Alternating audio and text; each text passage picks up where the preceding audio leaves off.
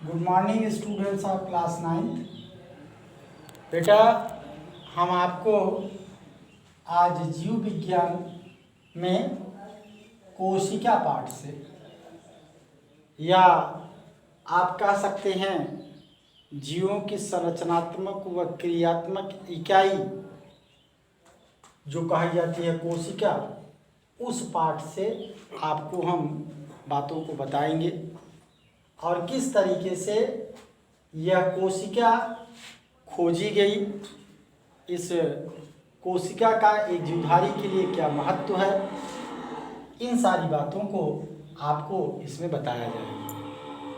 सबसे पहले आप यह जानिए कोशिका क्या होती है, या कोशिका को परिभाषित करने की कोशिश किया जाए कि कोशिका को कैसे आप परिभाषित करेंगे। कोशिका या कोशा, जिसे आप इंग्लिश में सेल कहते हैं, यह हिंदी में जो कोशिका या कोशा कही जा रही है, यह किसी भी जीवधारी की जो है संरचनात्मक और क्रियात्मक इकाई कहलाती है।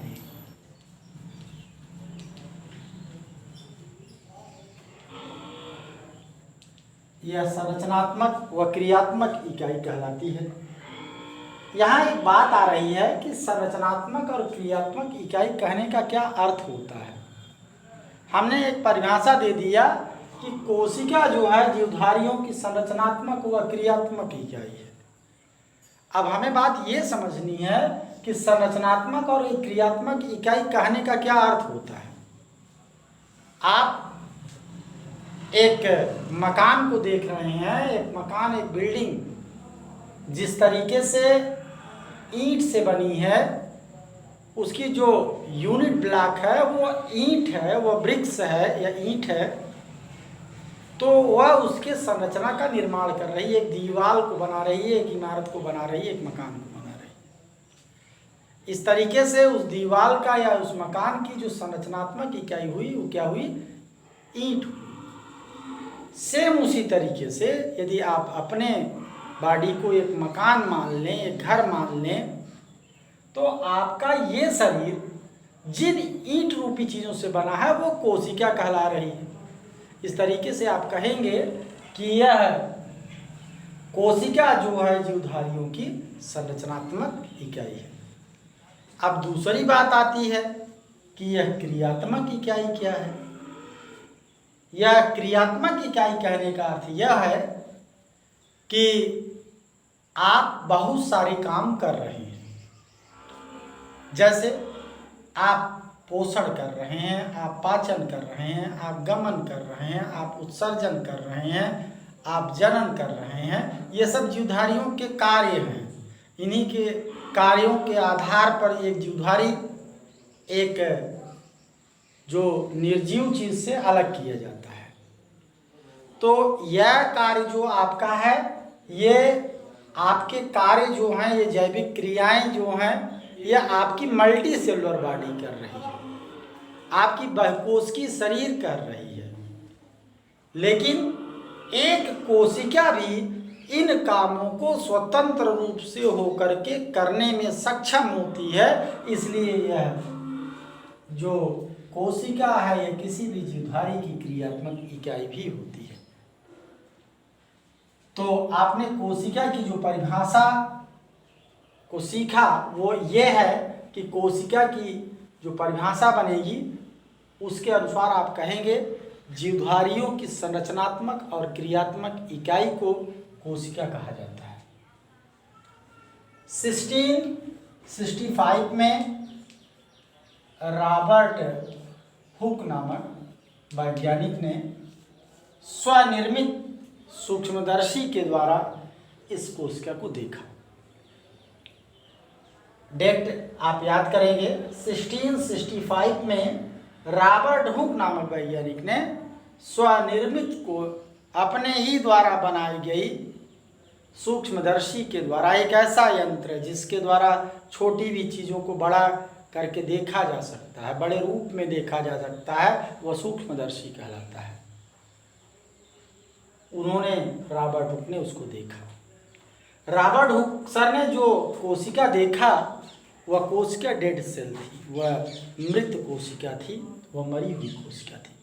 और उन्होंने इसे कार्क से प्राप्त करके देखा था। कार्क कहने का अर्थ है CORC के, कार्क कहने का अर्थ है कि लकड़ी का एक टुकड़ा, उस लकड़ी के टुकड़े का पतला सा उन्होंने सेक्शन काटा ब्लेड से।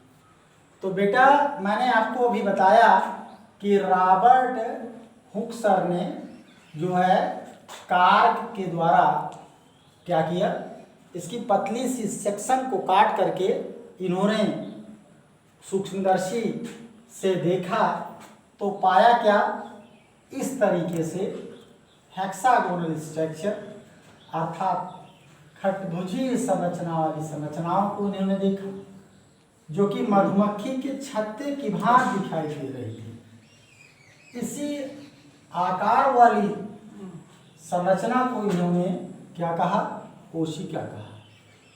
इस कोशिका शब्द का प्रयोग भी सर्वप्रथम रॉबर्ट हुक के द्वारा ही किया गया। तो आप इस तरीके से ये कह सकते हैं कि यह पहले ऐसे वैज्ञानिक थे जिन्होंने कोशिका को खोजा और कोशिका शब्द का प्रयोग भी किया।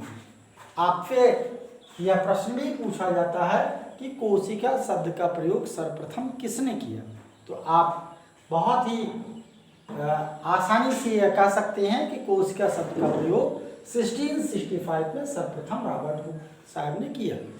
दूसरी चीज, यह सेल कहने का अर्थ होता है, इंग्लिश में सेल कहने का अर्थ होता है कंपार्टमेंट, एक रूम या कमरा। इस कोशिका के आधार पर जीवधारियों का शरीर दो प्रकार का होता है। एक ऐसा जीव जो एक कोशिकी कहलाता है, ये आपका, और कुछ जीव जो हैं वह बहुकोशिकीय कहलाते हैं। ये यूनिसेलुलर, और यहाँ पे आप दूसरा वर्ड मल्टी सेलुलर यूज करते हैं। तो यह एक कोश की जीव कहने का अर्थ होता है कि जो एक प्राणी, एक ऑर्गेनिज्म, एक जीव केवल एक सेल से बना है, वह एक कोश की जीव कहलाता है। आप सोचेंगे कि वह कौन सा जीव है जो सिर्फ एक सेल का बना हुआ है। जैसे बात करें अमीबा का, नाम तो आपने सुना ही होगा, यह अमीबा एक कोश की जीव है। अगर आप बात करें पैरामीशियम का, तो यह पैरामीशियम जो है आपका, ये भी एक कोश की जीव है। इसके चारों तरफ ऐसे चलने के लिए सीलियाँ लगी होती हैं, पाई जाती हैं। दूसरी तरफ आप अगर बात करें यूग्लिना की, तो यूग्लिना भी आपका एक कोशिकीय ही जीव है, यह यूग्लिना है। तो ये सारे जीव, इसके अलावा बैक्टीरिया हुआ, बहुत सारे शैवाल भी एक कोश की होते हैं। तो इनका सारी जैविक क्रियाएं, सारी क्रियाएं इनकी एक ही सेल में उसी तरीके से स्वतंत्र रूप से होती है। वहीं हम लोग जो हैं, कुत्ता, बिल्ली, चूहा, सांप, ये सब अगर देख लिया जाए, बंदर इत्यादि को एग्जाम्पल में ले लिया जाए, तो ये क्या है, आपके बहुकोश की जीव के रूप में माने जाते हैं, या बहुकोश की जीव। बेटा इसके साथ में यह बात आती है, एक बात और, कि या तो मृत सेल को खोजे थे, रॉबर्ट हुक सर ने डेड सेल को खोजा था, लेकिन जीवित सेल को किसने खोजा? जीवित सेल की खोज लगभग 10 वर्ष बाद, 1665 के लगभग 10 वर्ष बाद आप पढ़ेंगे कि 1674 में किसने किया? एंटनी वन लीवेनहॉक ने किया। इन्हें फादर ऑफ माइक्रोबायोलॉजी के नाम से भी जाना जाता है। एंटनी वन लीवेनहॉक को फादर ऑफ माइक्रोबायोलॉजी के नाम से भी जाना जाता है। वही दूसरी तरफ इन्हें जीवित कोशिका को खोजने का श्रेय भी जाता है। आप एक वर्ड सुन रहे हैं, माइक्रोबायोलॉजी, सूक्ष्म जैव विज्ञान। सूक्ष्म जैव विज्ञान कहने का अर्थ होता है कि एक विज्ञान की वह शाखा जिसमें हम सूक्ष्म जीवों का अध्ययन करते हैं वह सूक्ष्म जैव विज्ञान के नाम से जाना जाता है।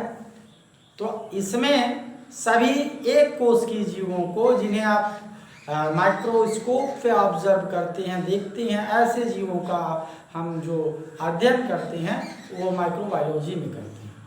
तो आप ये कह सकते हैं कि जो एंटनी वान लीवेनहॉक हैं उन्होंने सर्वप्रथम किस सेल की खोज की? आपके जीवित कोशिका को उन्होंने देखा। दूसरी बात यह भी आती है कि कोशिका जो है इसके चारों तरफ, ये कोशिका, इस कोशिका के चारों तरफ जो है एक पतली सी झिल्ली जैसी संरचना है। इसके मध्य में एक सर्कुलर स्ट्रक्चर है और इसमें एक जेली जैसा पदार्थ पाया जाता है। यह जो आपका ये तीनों संरचनाएं हैं इसे आप कोशिका कहते हैं, सेल मेम्ब्रेन बोलते हैं। यह आपका जीवद्रव्य है या प्रोटोप्लाज्म है, ये आपका केंद्रक है। यह तीन चीजें प्रारूपी एक सेल का निर्माण करती है, एक कोशिका का निर्माण करती है। इस केंद्रक की उपस्थिति और अनुपस्थिति के आधार पर, कुछ और चीजों की उपस्थिति और अनुपस्थिति के आधार पर या सेल के विकास के आधार पर कोशिकाएं दो प्रकार की होती हैं, जो आप इस तरीके से कह सकते हैं, प्रोकैरियोटिक कोशिका और यूकैरियोटिक कोशिका। बेटा एक तरफ आप लिखते हैं प्रोकैरियोटिक कोशा और दूसरा है आपका यूकैरियोटिक कोशा। तो हम आपको बताएंगे कि प्रोकैरियोटिक कोशिका और यूकैरियोटिक कोशिका में क्या अंतर है। तो प्रोकैरियोटिक कोशिका कहने का अर्थ होता है, प्रो मीन्स एंसेंट या प्राचीन और कैरियोट्स मीन्स केंद्रक। एक ऐसी कोशिका जिसमें केंद्रक का विकास समुचित न हो, विकसित केंद्रक नहीं पाया जाता है, यह कोशिका क्या कहलाती है? प्रोकैरियोटिक कोशिका कहलाती है। और यूकैरियोटिक कोशिका कहने का अर्थ होता है कि एक ऐसी कोशिका जो कि विकसित केंद्रक वाली कोशिका है, वह यूकैरियोटिक सेल कहलाती है। प्रोकैरियोटिक कोशिका में आप कह सकते हैं केंद्रक का अभाव है, केंद्रक नहीं पाया जाता है। दूसरी तरफ इसमें आपका 70S राइबोसोम पाया जाता है। यह एक आपका सेल ऑर्गेनेल्स है, कोशिकांग है, जबकि यहाँ 80S आपका राइबोसोम पाया जाता है। सभी दोहरी झिल्ली से संबंधित जो कोशिकांग हैं यहाँ उपस्थित हैं, जबकि यूकैरियोटिक कोशिका में दोहरी झिल्ली से संबंधित सभी कोशिकांग उपस्थित होते हैं। अगर आप बात करेंगे दोहरी झिल्ली से संबंधित कोशिकांग कौन कौन है, तो माइटोकॉन्ड्रिया हुआ, एंडोप्लाज्मिक रेटिकुलम हुआ, गाल्जी काय हुआ, लवक हुए, ये सब क्या है? दोहरी झिल्ली के कोशिकांग हैं। ये सब जो हैं यहाँ प्रोकैरियोटिक कोशिका में नहीं पाए जाते हैं, जबकि यूकैरियोटिक कोशिका में ये पाए जाते हैं। इनके कोशिका कला की थिकनेस की बात करेंगे तो इसकी मोटी होती है, इसकी पतली होती है, जबकि इसकी क्या होती है? मोटी होती है। तो ये अंतर होते हैं आपके यूकैरियोटिक सेल के और प्रोकैरियोटिक सेल के। इसके आधार पर आप जो है यूकैरियोटिक और प्रोकैरियोटिक सेल को बांट सकते हैं। अगर इसके एग्जाम्पल की बात करें तो नीली हरी शैवालें और आपका जो जीवाणु है प्रोकैरियोटिक सेल को बिलोंग करता है, और यूकैरियोटिक सेल में हम लोगों का या अन्य सभी विकसित जीवों का कोशिका आता है। बाकी बातों को हम आपको नेक्स्ट वीडियो में बताएंगे। तब तक के लिए धन्यवाद।